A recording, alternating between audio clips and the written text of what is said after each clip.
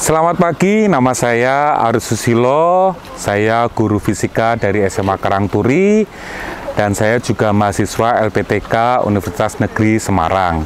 Pada kali ini di tanggal 5 Oktober 2022 saya akan melaksanakan UKIN di SMA Karangturi dengan rencana pembelajaran berjudul energi terbarukan dengan metode PJBL, Project Based Learning, dan pendekatan STEAM, Science, Teknologi, Engineering, Art, dan Matematik.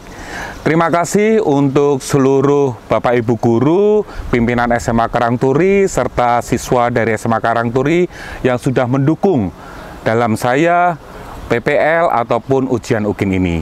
Selamat menyaksikan.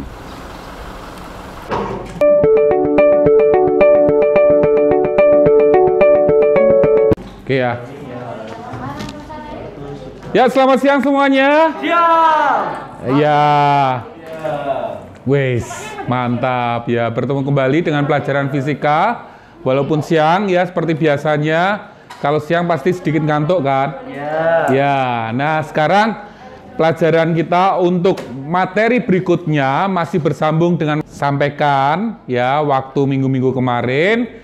Nah, kita masih belajar tentang energi alternatif. Nah, siapa yang masih ingat energi alternatif yang ada itu apa saja? Yang pakai turbin gitu, angin. Energi angin. Lalu energi apa lagi? Bumi. Panas bumi. Air. Panas. Surya. Belakang? Apa? Biogas. Gelombang air laut. Gelombang air laut. Pasang surut banyak banget. Nah, sekarang kalau jenis-jenis energinya, ayo. Energi terbarukan dan tidak terbarukan. Energi yang terbarukan itu ada apa saja? Air, angin, panas bumi. Itu kan contohnya. Lah, jenisnya kalau energi terbarukan itu energi apa? Energi angin jadi listrik gitu. Energi baru dan energi terbarukan. Kalau energi baru itu apa? Ayo. Geotermal. Energi yang iya. Apa? Dari energi tidak terbarukan, tetapi karena apa, Nak? Ada teknologi, makanya energi itu bisa bisa menjadi baru. Contohnya apa kemarin Pak sampaikan? Bensin, Pertamax, Pertalite. Ya. Pertalite menjadi Pertamax. Nah, itu adalah energi baru. Kalau energi terbarukan apa? Tadi sudah disampaikan.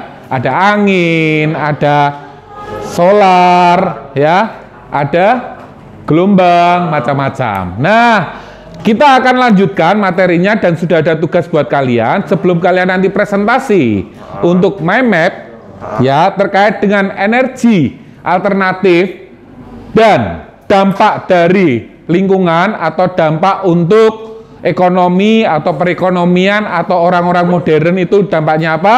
Nah, nanti akan ada penilaian dari mind map kalian dan juga presentasi kalian. Sebelumnya ya ada persepsi dulu ya. Nah, untuk penguatan kalian menjadi pelajar Pancasila. Nah, kita mau lihat ya karakter profil Pancasila, ya pelajar Pancasila yang akan kita dapatkan. Nah, ini coba dipahami dulu. Yang pertama, ya setelah kalian mengembangkan pengetahuan dan keterampilan, maka kalian akan menjadi pribadi yang memiliki profil pelajar Pancasila sebagai berikut. Yang pertama, ya, beriman, bertakwa kepada Tuhan Yang Maha Esa dan berakhlak mulia. Nah, dipahami dulu. Ya, kalian diinginkan untuk seperti itu. Lalu yang kedua, apa, Nak? Bernalar kritis. Yang ketiga apa? Kreatif dan mandiri. Nah, sekarang kalian saksikan video. Lalu 4 hal yang ada di sini kalian tuliskan ya dalam satu kelompok atau bersama-sama dengan teman kalian. Bagian-bagian mana dalam video ini yang ya mengembangkan profil pelajar Pancasila, beriman dan bertakwa, bernalar kritis, ya, kreatif dan mandiri. Oke? Ya, Pak Aris akan kasih kertas buat kalian. Satu aja buat bersama-sama. Yuk, satu buat satu kelompok atau satu meja. Yuk. Di sana Pak, sana. Ya, boleh ke sana. Ini nah, sini. Ya, ini sini. Yuk.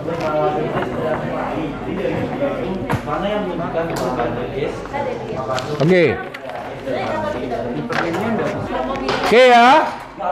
Kalian tuliskan mana yang menjadi penguatan untuk profil pelajar Pancasila beriman dan bertakwa, bernalar kritis, ya. Lalu apa tadi? Mandiri dan kreatif, ya. Yuk kalian tuliskan. Kita akan melihat sejarah dari listrik, nak. Ya, sejarah dari listrik. Nah, kita akan melihat sejarah dari penemu listrik, ya. Nanti kalian perhatikan. Listrik pertama kali ditemukan oleh Thales, seorang cendekiawan asal Yunani sekitar tahun 600 sebelum Masehi. Ia pertama kali mengetahui listrik karena mengamati batu ember yang digosokkan ke kain wol akan menarik benda ringan di dekatnya. Kejadian tersebut adalah contoh listrik statis. Namun, pada saat itu dia belum mengetahui peristiwa apa itu dan kenapa bisa demikian. Inilah yang menjadi awal pemikiran penemuan listrik. Tahun 1700-an, penelitian fenomena batu ember ini dilanjutkan pada tahun 1733. Penelitian tersebut dilakukan oleh seorang ilmuwan asal Inggris bernama William Gilbert yang akhirnya berhasil menemukan listrik. Penelitian itu menemukan Gilbert ya. Elektrik yang diambil dari bahasa Yunani elektron yang berarti batu ember. Dari peristiwa itu, Gilbert meneliti lebih lanjut tentang listrik dan magnet. Orang ketiga yang meneliti listrik adalah Charles Duffy pada tahun 1739. Ia berasal dari Perancis. Hasil penelitian kali ini adalah bahwa listrik terdiri dari muatan negatif dan positif. Selanjutnya, salah satu peneliti listrik yang terkenal adalah Benjamin Franklin. Dia adalah ilmuwan dari Amerika. Pada tahun 1752, Franklin melakukan percobaan menerbangkan layang-layang dengan kunci besi ke langit yang sedang banyak petir. Petir menyambar kunci besi tersebut dan memercikan api kecil. Percikan tersebut mengenai punggung tangannya. Oleh karena itulah ia yakin bahwa itu adalah listrik. Namun pertanyaannya, bagaimana listrik tersebut dapat digunakan dengan aman untuk menerangi rumah? Tahun 1800-an, para peneliti masih kesulitan untuk membuat sumber listrik. Pada tahun 1800, penelitian dilanjutkan oleh Alessandro Volta, seorang ilmuwan dari Italia. Volta mencelupkan kertas ke dalam air garam, kemudian menempatkan zinc dan tembaga pada kedua ujung kertas tersebut. Ternyata reaksi kimia tersebut mampu menghasilkan listrik. Inilah awal mula penemuan sel listrik. Dengan menghubungkan lebih banyak sel listrik tersebut, Volta berhasil membuat baterai sebagai sumber listrik. Karena penemuannya yang luar biasa, namanya diabadikan dalam satuan volt untuk mengukur perbedaan tegangan listrik. Selanjutnya, pada tahun 1831, Michael Faraday menemukan hal lain. Faraday adalah seorang ilmuwan asal Inggris. Ia menemukan bahwa listrik bisa dibuat dengan mengalirkan magnet dekat dengan kawat tembaga. Ini merupakan penemuan besar. Hampir semua peralatan listrik yang kita gunakan saat ini tersusun dari magnet dan kabel tembaga, baik generator listrik atau motor listrik. Generator listrik adalah alat yang mengubah energi gerak menjadi energi listrik. Sedangkan motor listrik adalah alat yang mengubah energi listrik menjadi energi gerak. Inilah sejarah penemuan listrik sebelum mampu menghasilkan tenaga yang lebih besar seperti saat ini. Oke, nah dari tayangan tadi, ya kelompok sini, ya tentang berakhlak mulia, ya yang sudah didapatkan tadi apa? Oh, berakhlak mulia. Beriman dan berakhlak mulia dari tayangan video tadi. Berakhlak mulia ya. Pengen menemukan listrik untuk kehidupan yang lebih baik. Iya, betul ya. Ada proses untuk membantu kehidupan manusia semakin lebih baik dengan fenomena-fenomena yang terjadi di muka bumi. Lanjut kelompok sini. Nah, dari yang sudah disampaikan oleh kelompok 1, di kelompok 2 bisa mengatakan bahwa ilmuwan-ilmuwan tadi itu bernalar kritis. Di mananya? Di tempatnya. Dinyoba-nyoba pakai layang-layang. Dinyoba-nyoba pakai layang-layang, betul. Lalu apa lagi? Gimana ya? Apa lagi? Apa sih? Ayo, apalagi yang lain? Analisis. Menganalisis dari fenomena alam yang terjadi. Tadi dilihat ya, ada apa tadi? Petir. Ya, kok bisa terjadi seperti itu? Ya. Nah, tadi juga ada apa? Batu apa tuh namanya? ember. Batu amber itu batu yang bisa apa, Nak? Apa tuh menghasilkan listrik bukan? Betul. Itu waktu itu narik apa, Nak? Batu amber itu? Kertas ya. Ya, jadi diprediksi bahwa ada sesuatu yang bekerja dan itu didapatkan adalah listrik. Lalu kelompok 3. Kreatif. Nah, tentang kreatif. Coba itu kayak pakai yang tadi jadi kayak Dimodifikasi lalu pakai dikembangkan. tadi yang pakai layangan. Layangan, betul ya. Kita nggak bisa berpikir kok bisa ya sampai pakai layang-layang juga seperti itu ya. Nah, kelompok yang belakang, mandiri. Ayo. Kalau mandiri dilihat dari video yang ada bagaimana? Hah? Mandiri tadi apa? Ya. Ilmuwan tadi bekerjanya bagaimana? Ya, maksudnya mandiri itu apa?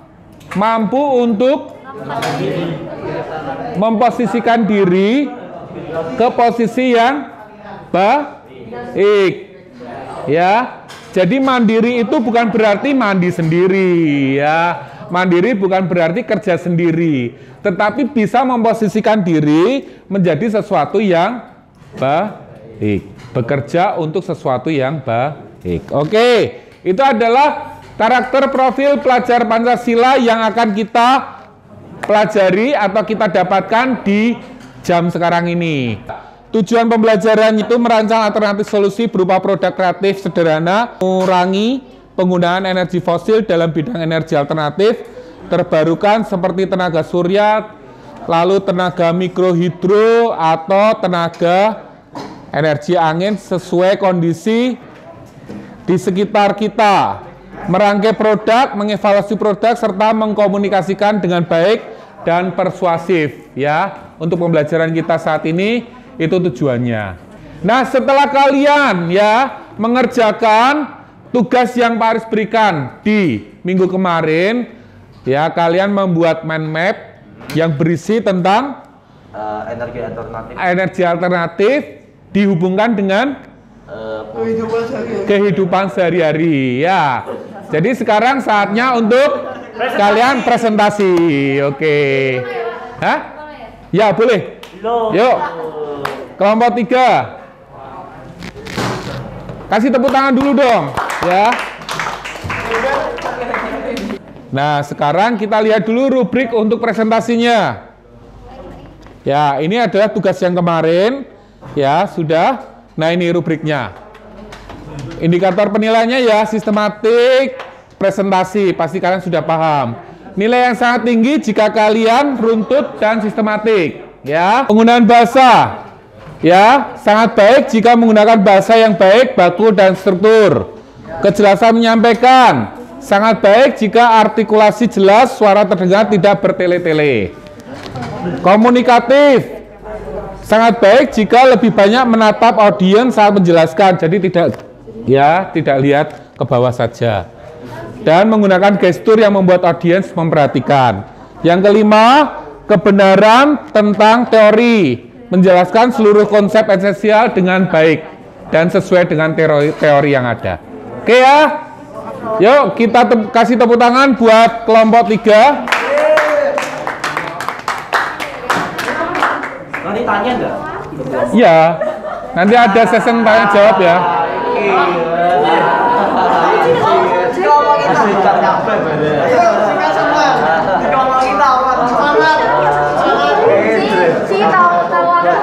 Dibatasi ya?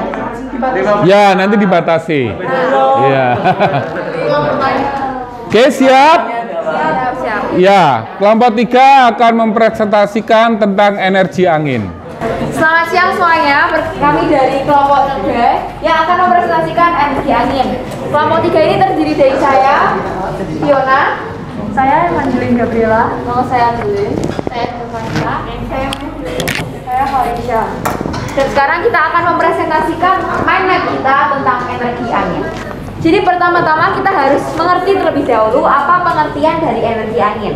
Energi angin ini adalah energi yang dihasilkan oleh gaya angin yang berhembus di permukaan bumi. Energi angin ini biasanya energi angin sebagian besar menggunakan turbin angin untuk menghasilkan listrik. Jadi energi angin ini juga dapat dimanfaatkan untuk menghasilkan listrik. Selanjutnya ada diagram alur transformasi turbin. Jadi gimana sih angin ini bisa digunakan untuk memutarkan turbin. Jadi yang pertama, angin memutar baling-baling turbin. Kemudian ketika turbin berputar, maka bagian belakang rotor pada generator juga akan ikut berputar. Generator akan mengubah energi putar rotor atau energi gerak menjadi energi listrik dengan prinsip hukum Faraday, yaitu bila terdapat penghantar di dalam suatu medan magnet, maka kedua ujung penghantar tersebut akan dihasilkan beda potensial. Ketika poros generator berputar, maka akan terjadi perubahan fluid pada stator yang akhirnya akan menghasilkan tegangan arus listrik. Tegangan dan arus listrik yang dihasilkan akan masuk ke transformator dan ke gardu untuk menaikkan dan untuk menyalurkan tegangan listrik kepada konsumen. Selanjutnya adalah kelebihan. Kelebihan yang pertama adalah menjadi sumber pembangkit listrik. Kelebihan yang kedua adalah sumber energi yang terbarukan. Dan kelebihan yang ketiga adalah tidak menghasilkan emisi. Selanjutnya, kelebihannya adalah ramah lingkungan, dapat membantu mengurangi karbon. Dan selanjutnya menggunakan lahan yang lebih kecil atau sedikit.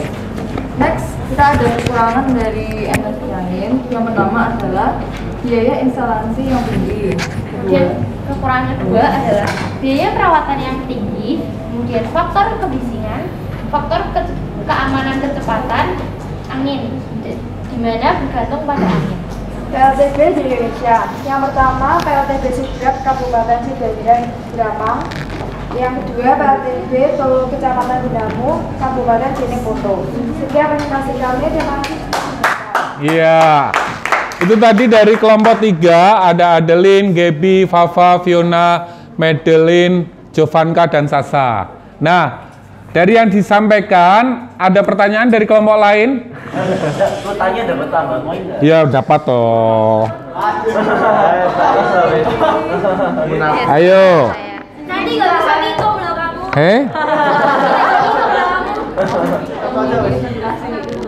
Satu.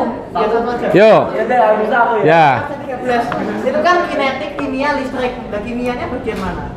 Setahu saya kan kalau misalnya kinetik jadi langsung listrik.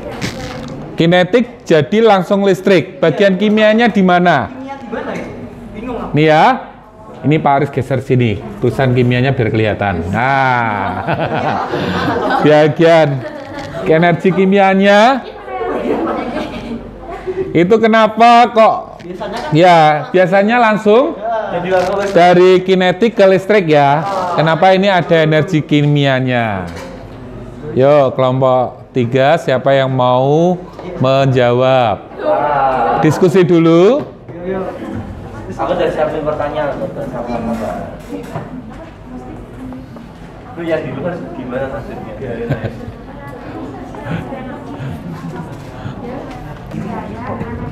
Ini pertanyaannya kecil ya, tapi jadi bikin susah ini. Mereka berpikir panjang, berbobot ya, walaupun pertanyaannya kecil. Pas itu nggak ada kimia. Harusnya ada kimia apa tidak? Makanya aku tanya, ada kimia-kimianya bagaimana? Kenapa bisa energi kimia? Soalnya kan berarti ada listrik. Ya, Kecuali kalau ada itu yang ada chemical ya kan. betul. Ini kan ada chemical. Iya. Kayak nuklir. Kita udah sama Bisa? Masih dipikirkan? Kelompok lain bisa jawab? Apakah benar di sini harus ada kimianya? Tidak. Di absen 19, menurut saya pada elemen energi angin ini dikatakan energi kimia. Soalnya energi kimia biasanya dihasilkan melalui makanan yang dimakan oleh manusia. Jadi, bagaimana diulangi lagi?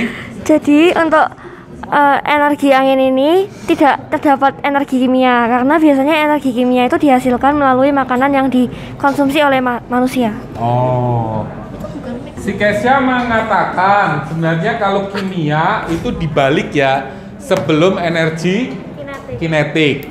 Ya, jadi orang makan, nah setelah makan nanti ada energi, dia menggerakkan kaki ya untuk menggerakkan sesuatu, misal sepeda dan sebagainya. Nah, kalau sepeda itu dihubungkan dengan generator dan ada lampunya, maka lampu bisa nyala. Benar nggak? Atau ada argumen yang lainnya?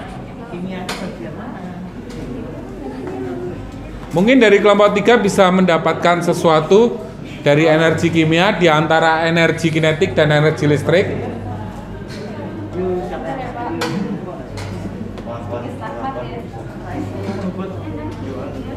Atau salah menulis? Ditampung dulu. Salah nulis ya? Oke, ternyata salah nulis teman-teman. Jadi persepsinya sama dengan kalian ya. Kita lihat kelebihan kita lihat kelebihan dan kekurangannya. Bagaimana kelebihan dan kekurangan yang didapatkan? Ya? Mau bertanya? Boleh deh. Boleh. Yo. Ini kan ada kelebihan sama kekurangan. Nah, kekurangannya ini apakah ada caranya untuk menanggulangi? Enggak salah. Enggak salah. Kimianya itu dari baterai. Oh, kimianya dari baterai. Oh iya. Berarti bukan dari makanan. Bukan dari makanan.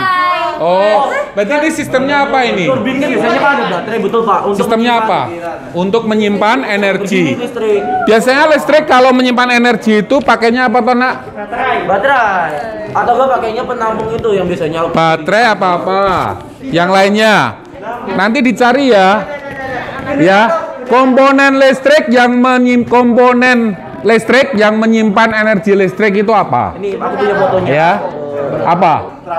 Trafo itu meningkatkan atau menurunkan? Hah? Aki bisa. Ini apa? Ini dinamo listrik yang ada di motor. Oh, untuk menyimpan. Aku kan ke kantor. Ya, oke. Ya, nanti kalian bisa belajar ya. Oke. Cukup ya untuk kelompok 3 ya. Oke, tepuk tangan buat kelompok 3.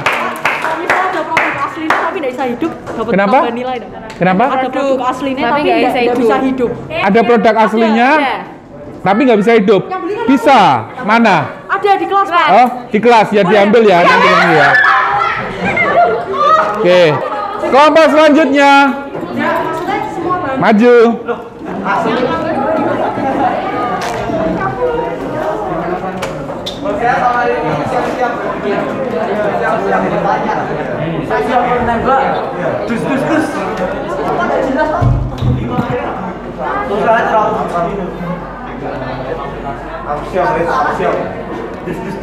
Yo, kelompok selanjutnya semangat.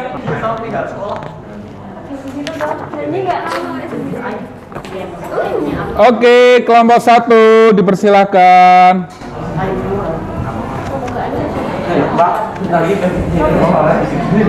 Selamat siang semuanya, Pak Aris. Selamat siang. Semuanya, kami dari kelompok 1 akan mempresentasikan mengenai materi yang terbaik, yaitu mengenai energi air. Perkenalkan anggota kelompok kami. Yang pertama saya Keisha, lalu Audrey, saya Jessica, Saya Albert. saya Blue. Saya Ivan. Lalu selanjutnya saya akan menjelaskan mengenai pengertian dari energi air. Hydropower atau energi air adalah energi yang diperoleh dari air yang mengalir. Pada dasarnya, air di seluruh permukaan bumi ini bergerak. Di alam sekitar kita mengetahui bahwa air memiliki siklus. di mana air menguap kemudian terkondensasi menjadi awan. Lalu kelebihan dan kekurangannya. Kelebihannya ada 3, yaitu lebih hemat karena gratis. Maka hydropower dapat menekan harga produksi sehingga biaya listrik pun bisa menjadi lebih murah. Lalu yang kedua, bersih. Hydropower bisa menjadi pilihan sumber energi alternatif karena tidak seperti fosil. Hydropower tidak menghasilkan polusi berupa karbon dioksida sebagai efek samping dari energi yang dihasilkan. Seperti yang kita ketahui, karbon dioksida dapat menyebabkan efek gas rumah kaca yang mengakibatkan pemanasan global. Oleh karena itu, hydropower dianggap lebih bersih dan juga ramah lingkungan. Yang ketiga yaitu terbarukan. Penggunaan tenaga air sebagai pembangkit listrik tidak menghabiskan air, melainkan hanya memanfaatkan gerakan atau aliran air saja. Kemudian kekurangan. Yang pertama, merusak ekosistem air. Meski hydropower dianggap lebih bersih dan bebas polusi, tetapi pemanfaatan hydropower bukannya tidak berdampak sama sekali terhadap lingkungan.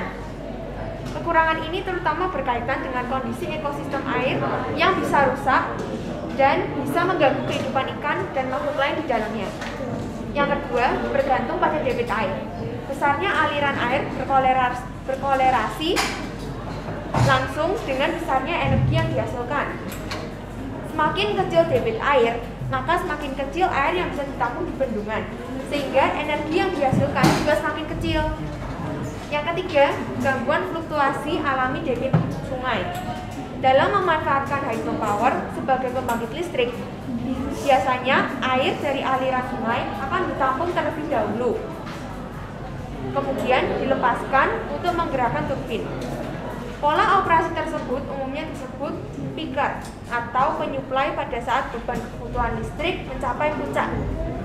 Dampak gerakan air buatan ini akan berpengaruh pada pergerakan alami sungai yang bisa menyebabkan berbagai perubahan pada kondisi sungai seperti pendangkalan. Dan yang keempat, resiko kegagalan. Karena hydropower memanfaatkan bendungan untuk menampung air, hal ini mengandung resiko kegagalan tersendiri. Misalnya, akibat konstruksi yang buruk atau bencana alam, seperti gempa bumi, bendungan bisa mengalami kerusakan. Apabila hal ini terjadi, air yang tertampung akan tumpah dan membanjiri pemukiman di sekitarnya. Nah, selanjutnya, energi air ini juga memiliki beberapa potensi.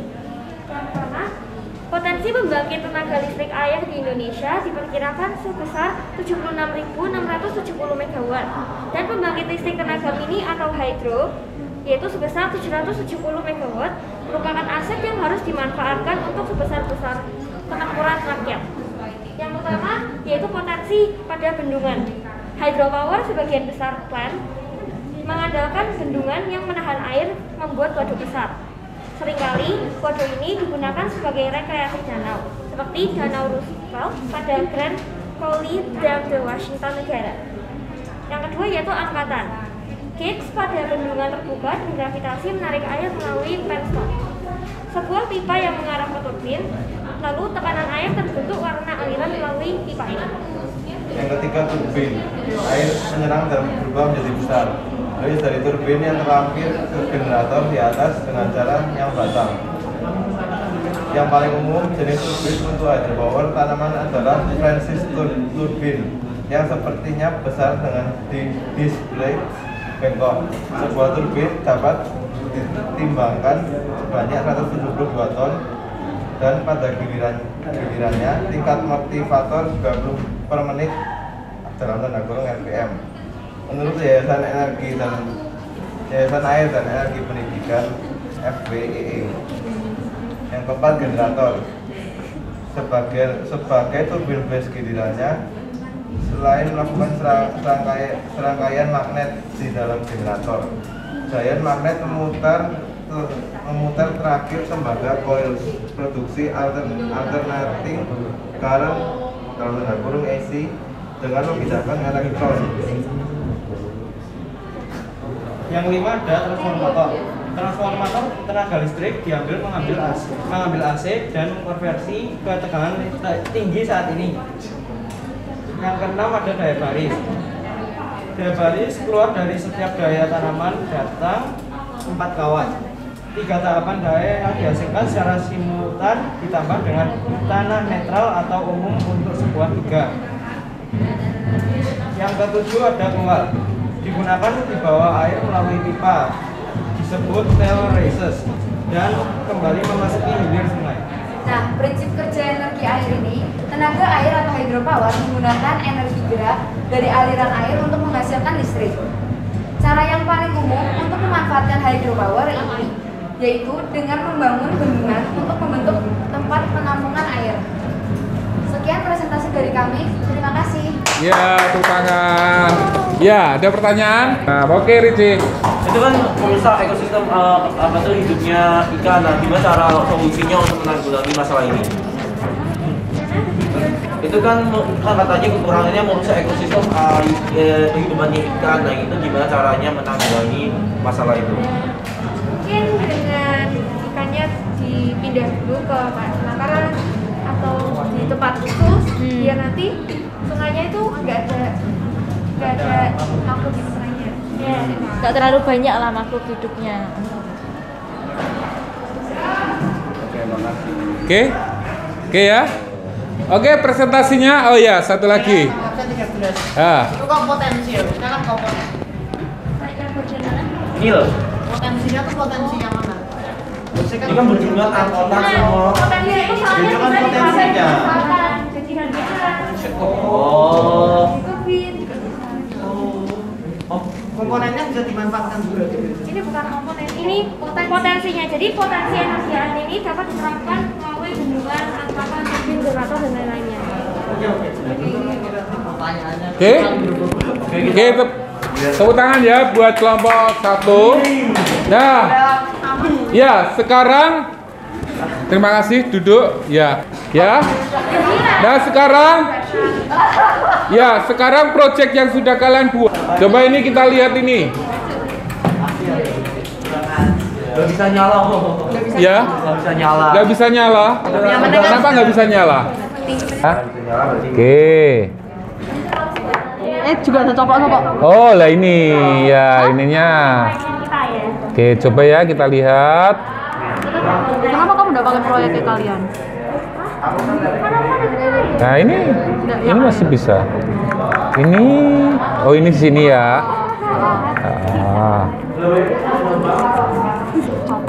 Coplok ya. Ya. Coba kita kencangkan. Siapa tahu bisa.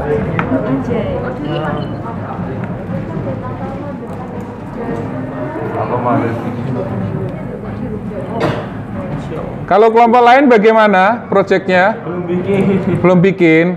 Mau pakai apa, Pak? Masa aku bawa motor listrik ke stasiun? Iya. Ayo, Cik. Nanti kita keluar bentar, lihat motor listriknya berapa. Motor listriknya gitu ya. Motor listriknya pintu. Coplok. Dicopotin sama ini teman kelas. Oh gitu. Ya coba ini dipegang dulu. Nih kasih.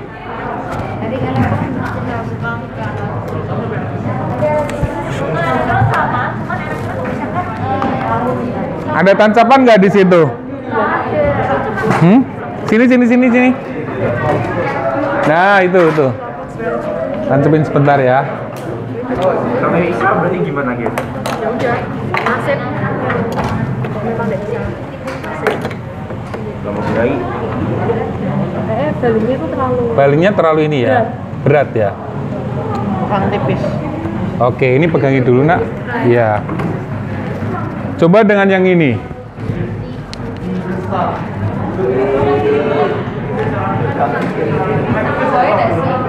Coba dengan yang ini. Balingnya di. Ya, coba ini diambil. Enggak, ininya dilepas saja. Apanya? Balik. Ya.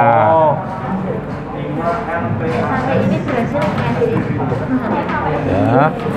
kayak berhasil tangan. Ini pasti berhasil. Ini pasti berhasil ya. Pasti berhasil. Mungkin bisa dideketin. Makin dekat. Mana?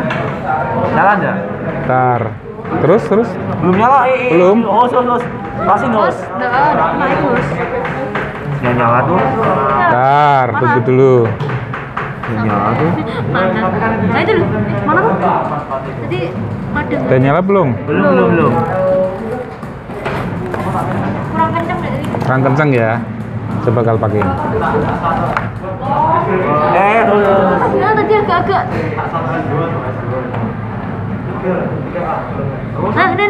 Nah, oh iya. Bisa ya. Nah, jadi kenapa? Kenapa nggak bisa? Karena baling-balingnya ya tidak memutar turbin. Jadi baling-balingnya tidak sampai memutar turbin. Ini harus dikasih apa kayak lem yang lebih kuat seperti itu.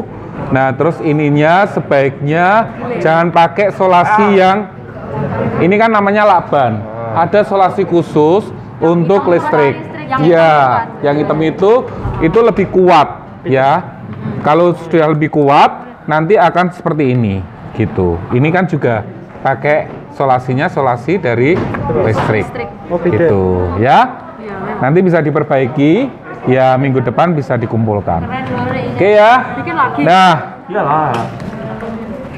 oke, untuk kelompok lainnya bisa ditunggu ya produknya ya. Nah, dari produk yang kalian buat ini ya, ada pendekatan STEAM. STEAM itu apa nak? STEAM Science, Technology, Engineering, Art, dan Matematik. Nah, nanti kalian juga harus mengukur ya, mengukur dari listrik atau arus listrik yang terjadi. Gitu ya. Pakai multimeter. Ya, nanti Pak Haris ajarin ya untuk multimeternya. Oke, untuk pelajaran kita pada siang hari ini ya sudah selesai. Lalu kesimpulannya apa, Nak? Kesimpulannya apa? Bahwa satu, apa? Di lingkungan, di sekitar kita banyak energi yang bisa dimanfaatkan untuk mengganti, betul, untuk diperbarui, untuk mengganti energi yang tidak terbarukan. Ya, karena energi sangat dibutuhkan oleh kehidupan kita. Siapa yang hidupnya tanpa energi? Siapa yang sanggup hidupnya tanpa energi? Ya, nggak ada ya. HP pakai energi. Lalu buat pakaian kita juga pakai energi kan? Nah, makan kalian juga merupakan energi apa? Kimia. Ya. Jadi semua dalam kehidupan kita itu menggunakan energi, dan energi itu sangat kita butuhkan, dan energi dapat diperbarui, dan energi dapat kita olah untuk menjadi energi yang membantu kehidupan dari manusia. Terima kasih untuk siang hari ini. Produknya yang belum dibuat lagi ya. Terima kasih untuk pelajaran kali ini. Ya, semoga bermanfaat buat kita semuanya. Beri salam. Selamat siang dan terima kasih Pak. Selamat siang, terima kasih.